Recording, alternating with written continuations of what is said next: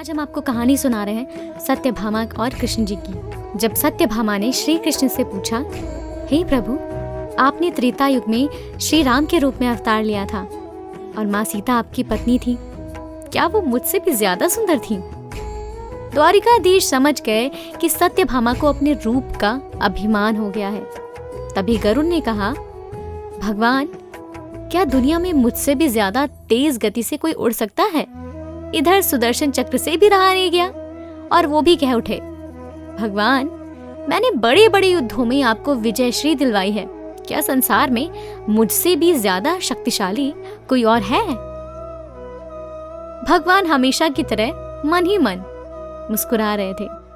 वो जान रहे थे कि उनके इन तीनों भक्तों को अहंकार हो गया है और इनका अहंकार नष्ट करने का समय अब आ गया है।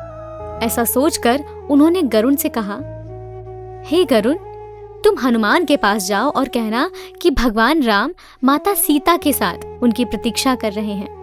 गरुड़ भगवान की आज्ञा लेकर हनुमान को लाने के लिए चले गए। इधर श्री कृष्ण ने सत्यभामा से कहा कि देवी, आप सीता के रूप में तैयार हो जाइए, और स्वयं द्वारिकाधीश ने राम का रूप धारण कर लिया।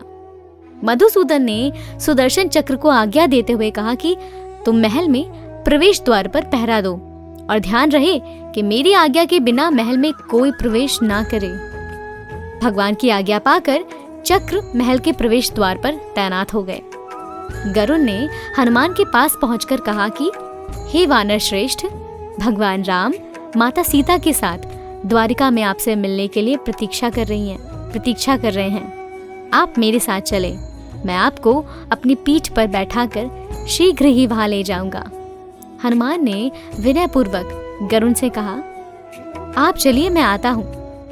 गरुड़ ने सोचा, पता नहीं यह बूढ़ा वानर कब पहुंचेगा, खैर मैं भगवान के पास चलता हूँ।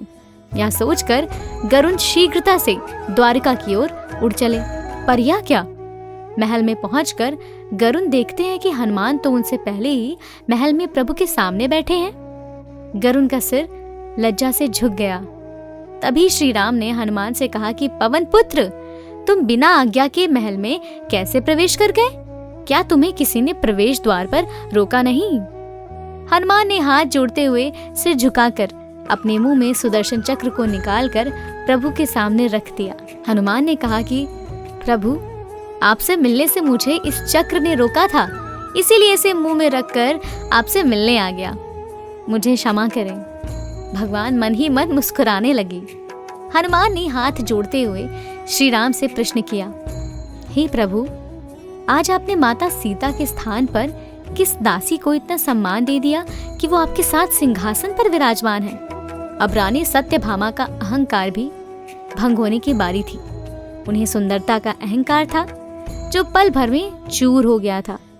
रानी सत्यभामा, सुदर्शन चक्र और गरुड़ जी तीनों का गर्व चूर चूर हो गया। वे भगवान की लीला समझ रहे थे। तीनों की आंखों में आंसू बहने लगे और वो भगवान के चरणों में झुक गए। अद्भुत लीला है प्रभु की। अपने भक्तों के अहंकार को अपने भक्त द्वारा ही उन्होंने दूर किया।